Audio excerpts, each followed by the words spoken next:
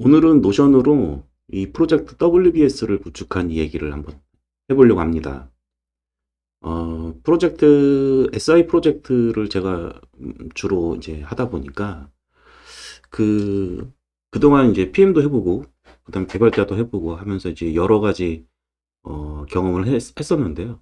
이 프로젝트를 진행할 때, 가장 중요한 게 이 구축 기간은 정해져 있고 리소스는 한정돼 있고 이 리소스를 제대로 활용을 하기 위해서는 이 프로젝트의 리소스들이 유기적으로 이제 관리가 돼야 되는데 이런 관리를 하려면 일단 가장 중요한 거는 일정 관리가 되겠죠. 그래서 그 일정을 쫓아가기 위해서 프로젝트가 진행되기 위해서는 이 WBS, 그러니까 일정 계획이라는 게 필요한데 그 다음에 그 계획에 의해서 얼마만큼 진행되고 있는지 체크를 하는 게 가장 중요한데 이런 부분들을 제가 좀 구현을 해보고 싶었었고요. 요걸 예전에는 그 프로그램 하나 짤까라고 생각을 했는데 그거보다는 노션의 기존 기능을 제가 이용을 해보니까 뭐 충분히 어느 정도의 수준까지 나와서 한번 소개시켜 드리려고 이렇게 영상을 제작하게 되었습니다. 우선 이제 SI 프로젝트를 진행을 할 때, 각 단계별로 이렇게 있거든요. 프로젝트라는 게. SI 프로젝트, 개발 프로젝트 얘기 말씀드리는 겁니다. 그래서 이제 분석 단계에 있고, 이제 설계 단계에 있고, 그 다음에 구현 단계에 있고, 그 다음에 테스트하고 전환하는 단계.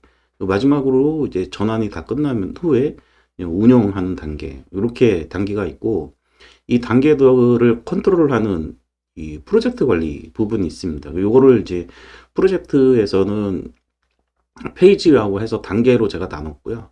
그 다음으로는 이제 각 페이지마다 단계별로 혹은 레벨이라고 하는 데도 있습니다.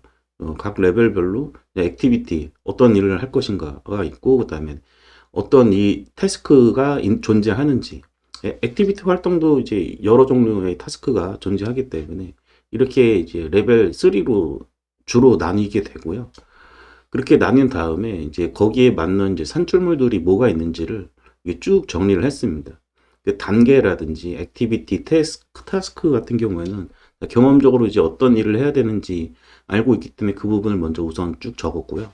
쭉 적은 다음에 그 다음에 그 단계 타스크별로 어떤 산출물들이 도출이 돼야 되는지 이런 것들을 이제 쭉 나열하고 어떤 내용을 적어야 될지 이렇게 구성을 했습니다. 그래서 요 부분은 이제 산출물 DB라고 해서 산출물 데이터베이스를 새로 페이지를 생성을 했고요.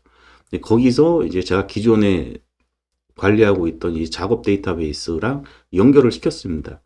그러니까 작업 순서는 산출물 DB에다가 이제 페이지, 액티비티, 그다음에 타스크 이렇게 레벨 단위로 쭉 작성해야 될 산출물들을 쭉 나열을 하고 그런 다음에 작업을 이 표를 연결을 해서 작업을 쭉 생성을 했고요.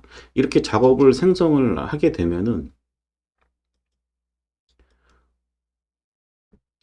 지금은 이제 다 여기 돼 있지만 작업을 여기서 산출물 DB에서 생성을 하게 되면 이 프로젝트 DB가 좀 누락돼 있거든요. 그래서 프로젝트랑 연결시켜주기 위해서 제가 이제 프로젝트 없는 작업이라는 탭을 하나 추가를 해가지고 일단 1차적으로 작업이 프로젝트랑 연결되게끔 하고 그 다음에 그 작업이 어떤 유형을 갖고 있는지 제대로 작업이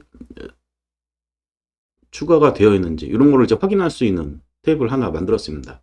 이렇게 만들고 나면은 기본적으로 산출물과 연결된 작업들이 목록이 작업 데이터베이스에 만들어지게 되고요. 그 다음에 작업을 만들 때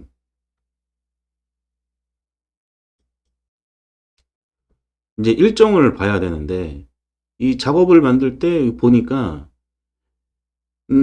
프로젝트 관리, 분석 단계 이런 단계에 관련된 부분들이 전체 계획 일정이 좀 표시를 해줄 필요가 있었어요. 그래서 작업 데이터베이스에는 이제 일정 계획이라는 속성을 하나 추가를 해가지고 계획 일정을 여기에다 적게끔 제가 나름대로 만들어 놨고 그 다음에 그 밑에 하위 작업들이 있거든요.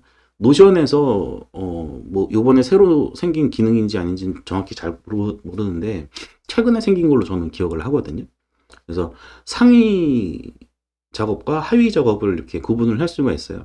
그 상위 작업은 이제 단계의 계획 일정을 표시할 수 있는 작업으로 만들어 놓고 그 밑에 산출물 아까 DB에서 도출해냈던 작업들을 요 단계별로 이렇게 쭉 하위 작업으로 배치를 했습니다. 배치를 하면은 이 작업들은 작업 데이터베이스에는 이제 시작일 종료일이 있는데 이 시작일 종료일이 그 작업을 수행하면서 기록하는 작업 내역 DB가 또 밑에 있거든요. 그 밑을 자동적으로 이제 롤업 계산을 해서 시작일과 종료일을 계산하게끔 되어 있기 때문에 이 단계 밑에 있는 작업들, 하위 작업들은 실제 실행한 것을 이제 추적할 수가 있죠. 어느 정도까지, 얼마만큼, 여기 보시는 것처럼 얼마만큼 진도가 나갔는지를 체크를 할 수 있게끔 이렇게 구성을 했습니다. 그래서 단계별 일정 계획 요 탭은 이 단계별로 이제 전체 일정, 처음에 우리가 프로젝트를 시작할 때 전체 일정에 대해서 계획 날짜라고 보시면 되고요. 이 밑에 있는 단계별 이제 타스크들이죠. 산출문 기준의 타스크들에 대한 여기 일정은 실제로 업무를 수행한 것에 대한 일정이 되겠습니다. 이 단기별 일정 계획에서는 단순히 이렇게 전체 일정이 어떻게 진행이 되는지, 그 다음에 진행되고 있는 타스크들이 어떤 것들이 있는지를 체크할 수 있는 부분이고요. 그 다음에 이제 WBS라는 탭을 이제 하나 만들었습니다. 이 WBS라는 탭은 작업 내역 DB, 그러니까 여기 앞에서 보셨던 단계별 일정 계획에서 분석 단계의 업무 구분 있죠? 네, 업무 구분을 이제 실제로 진행한다고 했을 때, 요거를 이렇게 열면은, 요 밑에 있는 작업 내역들을, 작업 로그를 기록해도 되고, 그 다음에 어떤 작업들을 하고 있는지 여기다 등록해서 사용할 수 있는, 그런 부분인데요. 닫고, 그래서 작업 내역 DB에 있는 것들을 이제 이렇게 타임라인으로 쭉 보여주게끔 구성을 했습니다. 근데 여기는 지금 작업 내역 데이터베이스, 그 다음에 작업 데이터베이스 이렇게 있는데 작업 데이터베이스는 단계라는 작업을 별도로 만들어서 계획 일정을 관리할 수 있게끔 하고 그 밑에 넣어서 표를 보여줬는데 작업 내역 DB에는 이런 단계가 보이지 않거든요. 그래서 이 단계를 드러낼 수 있는 속성 컬럼을 하나 만들고 걔네들을 이제 그룹핑 했습니다. 그래서 분석 단계, 설계 단계, 구현 단계, 시험 및 진행 단계. 요거를 태그로 이제 관리를 한 다음에 여기서 그룹핑을 해서 보여준 거죠. 지금 좀 작업 는 거를 보여드리면은 여기 보시면은 이제 지금 제가 지금 하고 있는 단계가 프로젝트 사전 준비 단계입니다. 그래서 프로젝트 사전 준비 단계가 이렇게 만들어져 있는데 이게 좀 죄송하지만 나이 많으신 어르신 분들은 이거를 이제 프로젝트 사전 준비가 이렇게 떨어져 있으면 이렇게 붙여서 정렬하기를 원하시는데 저는 그렇게 생각하지 않거든요. 예. 왜냐면은 이 작업을 하고 있다가 뭐 다른 작업이 들어와서 진행할 수도 있는 부분이고 그런 부분들이기 때문에 이런 부분이 정렬이 눈에 좀 거슬리시는 분은 아마 노션으로 WPS 구현해서 사용하시기는 좀 힘드실 것 같고요. 그러니까 프로젝트 사전 준비라는 아까 전에 여기 이제 단계별 일정 계획에 프로젝트 사전 준비라는 작업이 있고 이 작업 밑에 지금 이제 세부 작업을 이제 진행하고 있는 거예요. 세부 작업을 진행하고 있는데 이제 여기 내용 부분에는 이제 참조될 부분, 연결될 부분을 이렇게 적어줬습니다. 이런 부분들을 왜 연결시켜 놨냐면은 우리가 SI 프로젝트를 진행을 할 때 이제 감리라는 걸 중간에 받거든요. 감리라는 걸 중간에 받았을 때 요구사항을 추적할 수 있게끔 구성을 해야 되는데 그런 부분들을 파악하기 위해서 이렇게 연결해 놓은 부분도 있고요. 지금 이제 프로젝트 사전 준비로 이제 산천물 작성하고 이제 WBS 세팅까지 제가 지금 완료한 상태고 이런 상태를 이제 여기 WBS에서 내가 관리자라고 생각을 했을 때 이렇게 눈으로 볼 수가 있는 거죠. 그래서 산출물 목록이 작성이 됐고 WBS 초기 이제 구축 노션으로 세팅을 했고요. 그 다음에 사업 일정 계획도 제가 이제 나름대로 지금 수립을 했습니다. 그래서 MS 프로젝트라는 주제를 가지고 이 사업 계획서부터 아주 처음부터 제가 이제 작성을 해서 쭉 진행할 거고, 이런 진행 부분에 대해서는 영상으로 그때그때 남길 예정입니다. 그래서 월간 보고라는 것도 제가 직접 진행을 할 거고, 이 월간 한 달에 한 번 정도는 제가 프로젝트 진행하고 있는 거에 대해서 영상으로 만들어서 여러분들한테 보여드리는 시간을 가질 수 있었으면 좋겠습니다. 이렇게 하고 이제 프로젝트 수행 프로세스를 이제 지금 작성하고 있는 단계인데요. 이 영상을 지금 만들고 있는 게 그 단계입니다. 제가 노션으로 이제 WBS를 이렇게 구성한 거를 보여드리는 게 주 목적이 아니라, 이 영상의 주 목적은 우리가 실제 SI 프로젝트에서 어떤 일들이 벌어지는지 한번 좀 정리할 필요가 있겠다라고 생각을 해가지고 이제 프로세스를 한번 이제 그려봤어요. 그래서 지금부터는 이제 SI 프로젝트뿐만 아니라 이 개발 프로젝트의 그 프로젝트 진행에 있어서 어떤 프로세스가 이루어지는지 한번 살펴보는 시간을 가져보도록 하겠습니다. 지금 보시는 화면은 전체 프로젝트가 진행하는 단계별로, 그 다음에 그 프로젝트에 참여하는 참여자, 이렇게 요거를 이제 고객, 프로젝트 관리자, 그 다음에 개발자, 이렇게 롤별로 이렇게 구분을 해가지고 전체 프로젝트의 진행 흐름도를 제가 한번 그려봤습니다. 우선 이제 처음 프로젝트가 시작할 때 이제 어떻게 시작하는지 되는지 한번 좀 살펴보도록 할게요. 이제 고객사가 되겠죠. 고객사가 이제 제안 요청을 합니다. 제안 요청을 하는 경우 이제 공공사업이나 정부사업 같은 경우에는 이 제안 요청서를 이제 작성을 하고 그거를 공지에 올리죠. 나라장터 같은데 공지를 올리면은 이제 업체들이 그 제안 요청서를 보고, 이 제안 요청서를 바로 RFP라고 합니다. 약자로. 그럼 RFP라는 제안 요청서를 이제 작성을 하면은 이제 업체는 보통은 이제 그 영업사원이 되겠죠. 여기서는 그냥 프로젝트 관리라고 퉁치겠습니다. 영업사원이 그 RFP를 보고 이제 사업 계획서를 작성하죠. 그럼 뭐 영업사원만 혼자 작성하는 게 아니라 이제 뭐 실제 개발 조직이나 이런데 자료를 취합하고 뭐 이런 식으로 해서 사업 계획서를 이제 작성을 해서 고객사에 보내요. 그러면은 이제 고객사에서 뭐 입찰 형태다 그러면은 뭐 여러 업체가 나와서 거기서 검토해가지고 이제 승인하거나 혹은 계약이 이제 되면은 이제 착수에 들어가게 되죠. 그러면 착수에 이제 우리 이 프로젝트 따냈으니까 개발 시작할 거야 하면은 이제 프로젝트 관리자가 개발 조직에 이제 프로젝트 시작한다고 이제 알려주죠. 그러면은 이제 개발 조직에서는 이제 PL급들, 이제 상급자, 시니어 개발자들 정도 되시는 분들이 이 사업 계획서랑 제안 요청서 문서를 보고, 이 두 가지 문서를 보고 이제 분석 단계, 여기 지금 분석 단계거든요. 이 분석 단계에서 그 업체의 현행 업무하고 요구사항들을 정의를 하게 됩니다.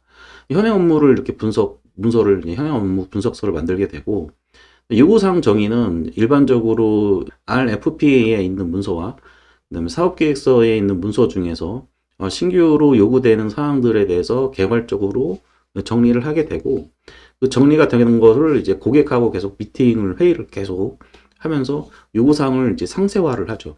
그런 상세화 과정을 거치게 되고, 최종적으로 이런 내용들이 취합이 되면은 분석 단계에서는 이제 기능 분석을 최종적으로 이제 정리를 하게 됩니다. 그러니까 정리를 하게 되는데, 기존의 기능이 뭐였는지, 앞으로 우리가 구축해야 될 기능이 무엇인지, 요거를 이제 as is, to be라고 하는데, 이 as is랑 to be를 비교하는 기능 대비표를 최종적으로 정리하게 되죠.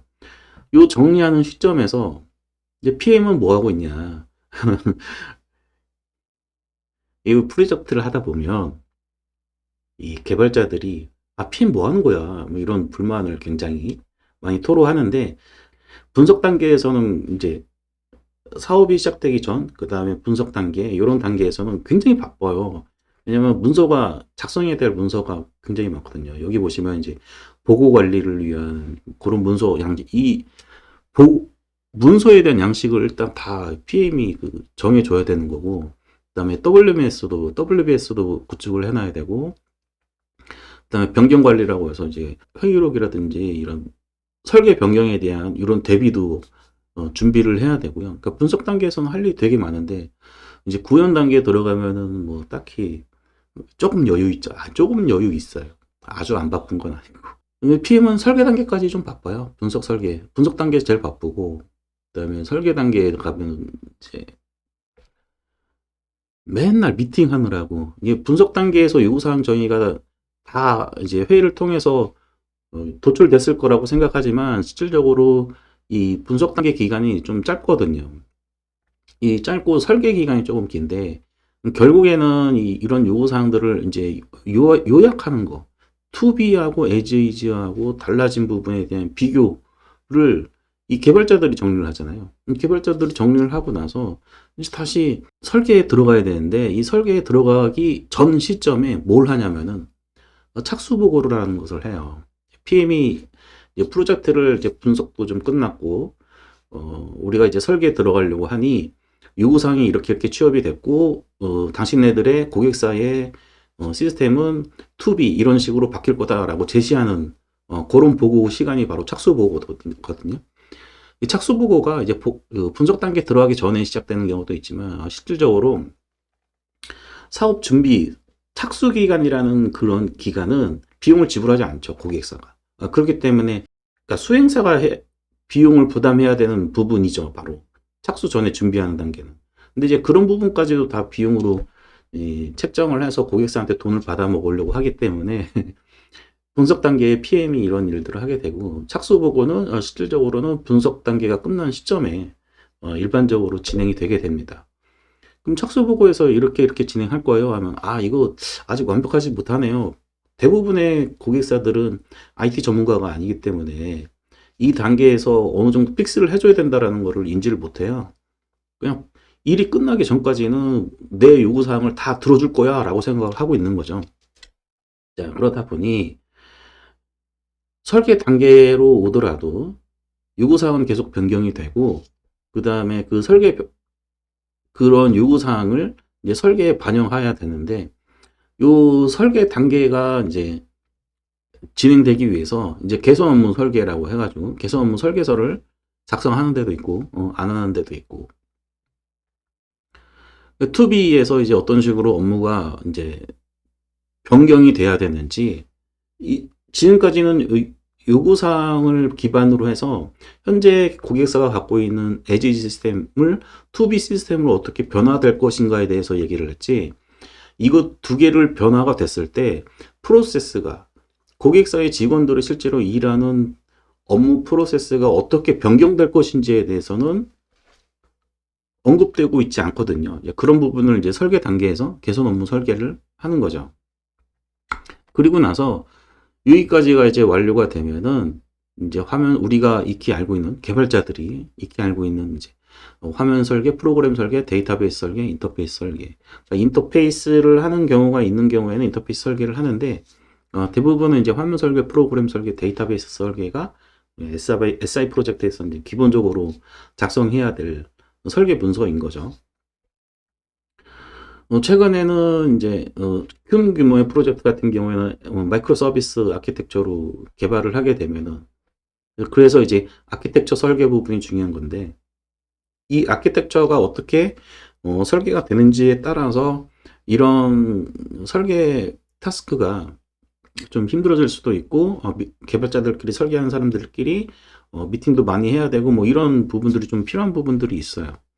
그래서 아키텍처를 미리 이제 좀 정해 놓고 이 화면 설계, 프로그램 설계, 데이터베이스 설계가 진행이 되면 참 좋겠는데, 요즘 또 트렌드는 이 아키텍처 설계를 그냥 화면 설계, 프로그램 설계 요런 프로세스랑 동시에 진행하는 프로젝트들이 좀 요즘 생기기 시작했어요.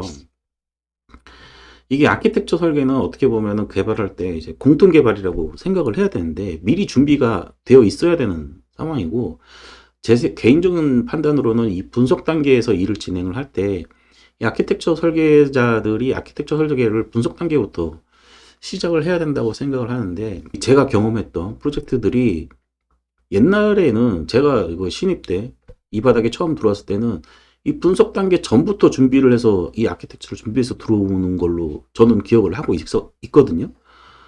근데 요즘에는 아예 아키텍처를 구성하는 개발자 자체를 그냥 설계 단계에 투입하는, 설계 단계에서도 이제 그 설계 거의 끝나가는 시점에 우리 화면 설계, 프로그램 설계 이런 부분들이 다 끝나가는데 투입되는 그런 경우가 있어요. 그건 좀 아니지 않나 좀 싶고요, 개인적으로. 이렇게 프로세스가 진행이 됩니다. 그럼 이렇게 프로세스가 진행이 될 때 제가 지금 여기 노란색 있죠? 얘는 이제 문서를 나타내는 거예요. 그래서 화면 설계를 할 때는 이제 화면 설계에서 우리 아까 전에 봤던 산출물이 있죠.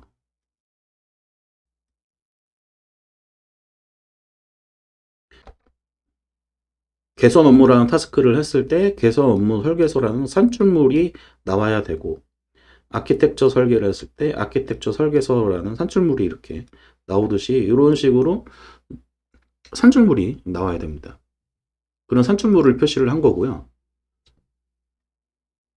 여기에는 다 이제 양식이 있죠. 이런 양식들은 PM이 다른 데 얻어오든 본인이 직접 만들든 해가지고 제공을 해줘야 되는데, 뭐 중소기업 같은데 조그만 회사들 같은 경우에는 개발자가 그냥 알아서 양식도 만들고 그러죠.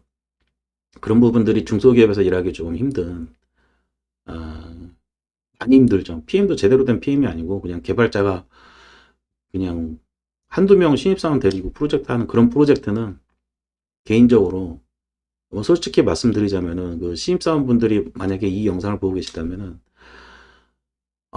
가능하면은 중소기업은 좀 안 가는 게 맞지 않나라는 생각이 좀 듭니다. 예. 자, 어쨌든 한 가지 더 말씀드리자면은, 예, 신입사원이 스타트업 가는 것도 저는 좀 안 좋다고 봅니다. 본인 커리어나 그다음에 일하는 양, 그다음에 배울 수 있는 기회를 저는 놓치는 거라고 생각을 하거든요. 이제 그렇고요. 그렇게 한 다음에 이제 이 통합 테스트 설계라고 하는 것이 있는데, 이 통합 테스트 설계는 이 통합 테스트 이제 수행 계획을 이렇게 세우는 거거든요. 일정. 그다음에 구현한 다음에 통합 테스트를 어떻게 진행할 것인지에 대한 계획을 세우는 거가 이제 통합 테스트 설계라고 보면 되는데, 이 통합 테스트 설계를 테스트라는 단어 때문에 이 설계 단계가 아니라 그 구현 끝난 이후에 테스트 단계에서 통합 테스트 설계를 해야 된다라고 인지하는 좀 잘못된 생각을 갖고 있는 PM들이 좀 많이 있어요. 그다음에 개발자도 마찬가지고. 어쨌든 설계 단계에서 기본적으로 1차적으로 이런 설계 문서들이 나왔다면 이 설계 문서들을 바탕으로 해서 주로 이용하는 게 이제 프로그램 설계서가 되겠죠. 이 프로그램 설계서를 이용을 해서 통합 테스트 계획의 일정이라든지 어떤 프로그램들을 통합 테스트 할 것인지에 대한 계획을 설계 단계에서 세워야 된다고 생각을 합니다.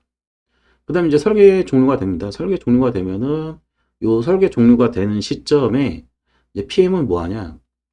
이 중간 감리가 있는 프로젝트 같은 경우, 이제 돈이 많이 들어간 프로젝트 이런 것들은 이제 중간 감리가 있습니다. 감리를 이제 기본적으로 두 번 받죠.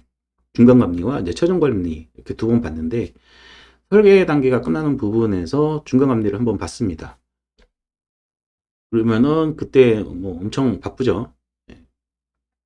설계를 잘했는지 못했는지 이런 것들을 체크하는 거기 때문에, 여기서 이 단계에서 받는 중간 감리는 대부분 이제 이 문서 요구사항 추적표를 작성을 해가지고 그 요구사항 추적표에 의해서 A라는 요구사항이 도출됐으면 이 A라는 요구사항이 화면 설계서에는 어디에 명시되어 있고 프로그램 설계서에는 어디에 명시되어 있고 뭐 이런 거를 추적할 수 있는 표가 요구사항 추적표거든요. 이거 작성하느라고 아주 골치 아픕니다. 요구사항 추적표를 PM이 작성하냐? 그렇지도 않아요. 개발자들이 작성하죠. 개발자들이 설계했으니 개발자가 제일 잘 알잖아요. 그러면 이제 PM은 취업하는 거에는 하는 일이 없죠. 그래서 분석 단계 끝나면 PM은 솔직히 말씀드려서 그 보고하는 거 빼고는 하는 일이 별로 없습니다. 우리나라의 PM은 그렇다는 말씀이고요. 그리고 이제 중간 감리가 끝나는 시점에 이제 중간 보고를 한번 합니다. 중간 보고를 생략하는 프로젝트도 좀 있긴 한데, 착수 보고를 생략하는 데는 있어도, 이 중간 보고를 생략하는 데는 많이 못 본 것 같아요. 대부분 중간 보고는 진행을 하는 것 같고요. 이제 그러고 나서 이제 구현 단계에서 이제 개발자들이 이제 구현을 하죠. 이 구현을 할 때 개발자들이 뭘 보고 하냐, 이 설계서들을, 여기에 나온 산출물들이 있죠. 화면 설계서, 데이터베이스 설계서, 뭐 이런 것들을 가지고 보고 구현을 해야 되는데, 국내에 이제 설계자들이, 제가 이 바닥에서 15년 정도 일을 했는데, 제대로 된 설계자를 한 번도 못 봤고요. 거의 뭐 그냥 소설 읽는 것 같습니다. 예.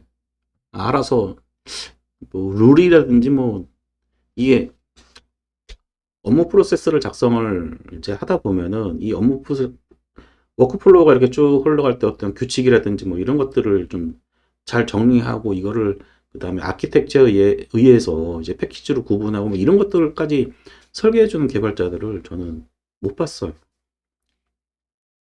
제가 설계할 때는 그렇게, 최대한 그렇게 해주려고 했는데, 또 막상 제가 또 해보니까 시간도 안 되고, 거기까지 패키지까지 나눠주고, 메소드 이름까지 제가 지정을 해서 해준 적이 있었거든요, 한번. 근데 좀 일단 힘들고 일정도 안 나오고 좀 그런 어려운 부분들이 좀 있었습니다.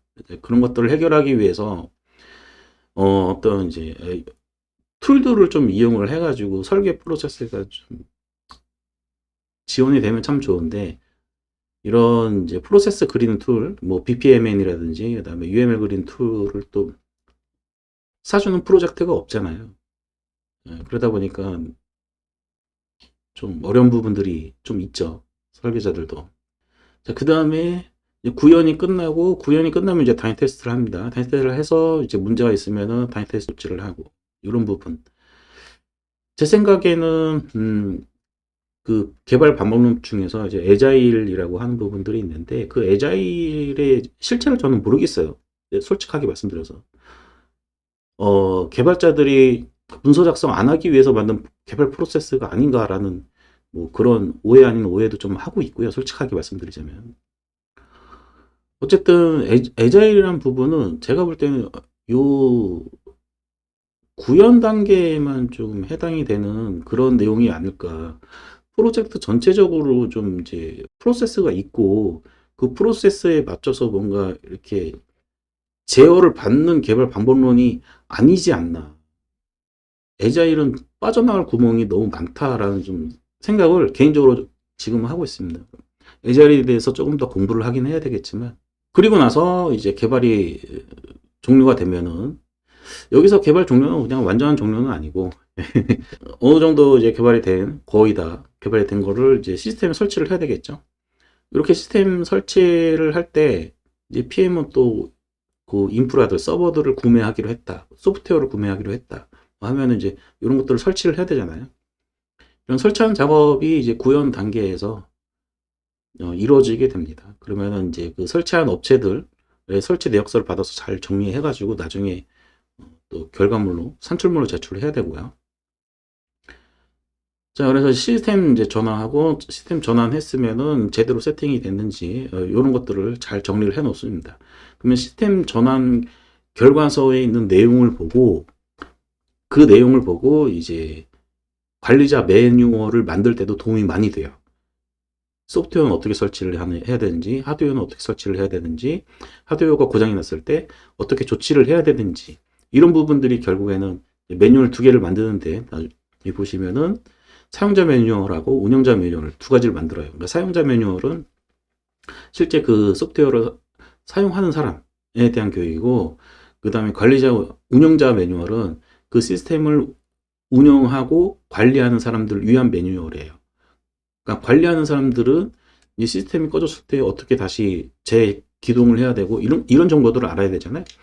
그런 정보들에 대한 정보가 여기 시스템 전환 결과서에 다 들어가 있기 때문에 이런 부분들을 참조해서 이렇게 운영자 매뉴얼을 만들기도 하죠.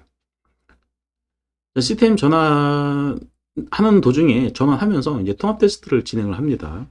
예, 많은 이제 기능들을 실질적으로 쭉 시나리오를 흘려가면서 테스트를 진행을 합니다.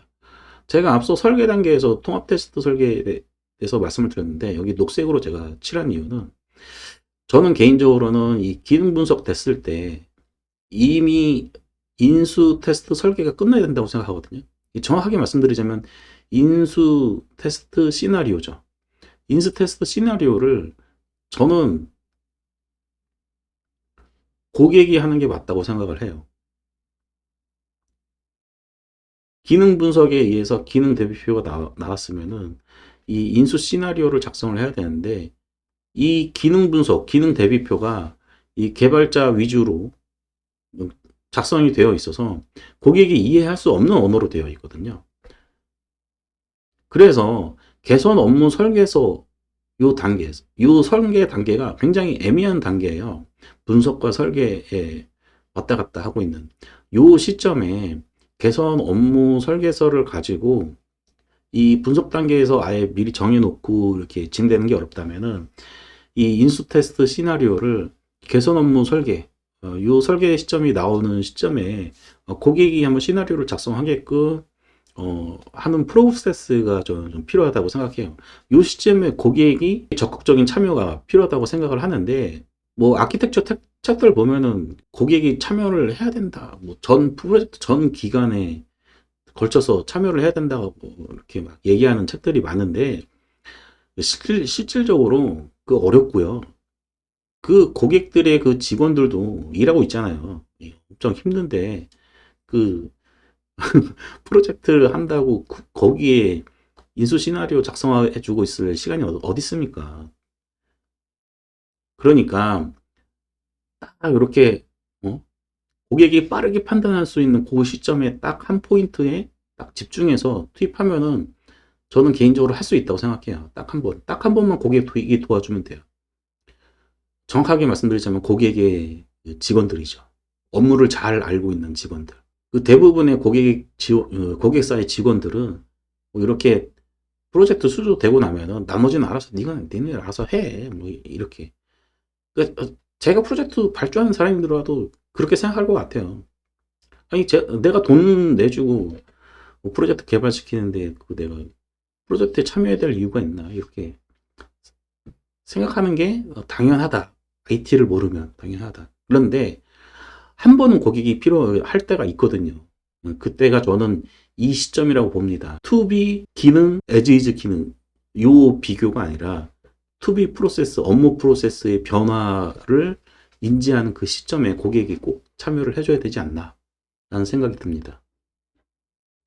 자, 여기까지 했고요. 이제 통합 테스트까지 진행했고, 인수 테스트를 하는데요. 인수 테스트는 이제 이때 고객이 하게끔 제가 프로세스를 그려놓긴 했지만, 실질적으로는 그냥 개발자들이 다 알아서 합니다.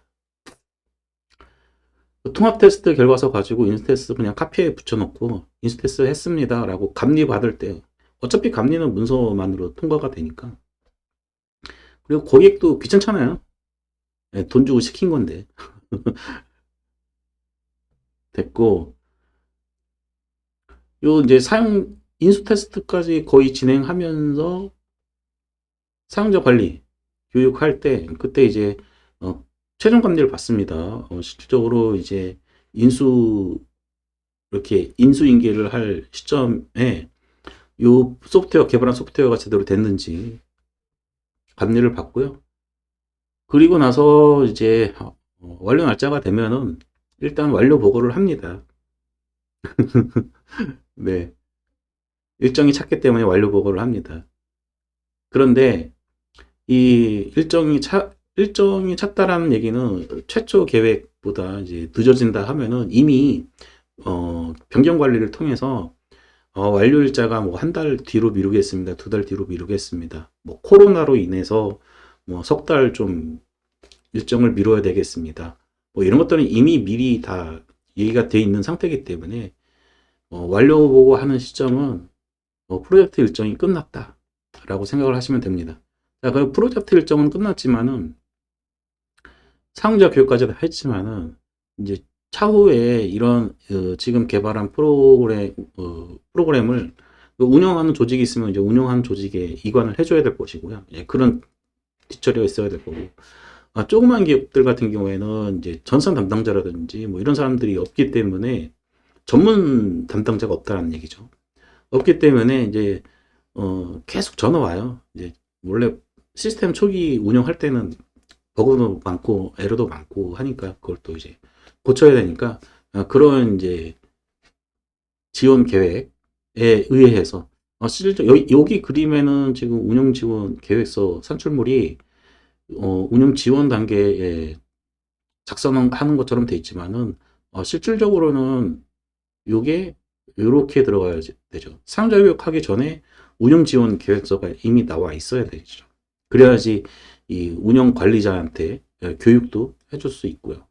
그리고 나서 이제 유지 보수 기간이 이제 보통 한 1년 정도 되니까 자연스럽게 1년 지나면 이제 프로젝트는 끝나게 되죠. 완전 종료가 되고 그 구축한 프로젝트 소프트웨어를 가지고 애플리케이션을 가지고 계속 이제 운영을 지원해야 되는데 그 자체 운영 조직을 갖고 있지 않은 그런 기업들 같은 경우에는 유지보수 계약을 연장한다든지 가지고 또 다시 계속 사업을 이어나가게 되죠. 요거는 지금까지 한 얘기는 이제 잘 됐을 때 얘기고 기회가 되면 다른 영상에서 이제 잘 안 됐을 때 어떻게 진행이 되는가에 대해서도 얘기를 할 수 있는 시간이 아마 오지 않을까 생각이 듭니다. 자, 오늘은 이제 노션으로 WBS 구축하는 그 구축기에 대해서 얘기를 하면서 실제 SI 프로젝트에서 어떤 프로세스에 의해서 프로젝트가 진행이 되는지 한번 살펴보는 시간을 가졌습니다. 오늘은 여기까지 하도록 하겠습니다.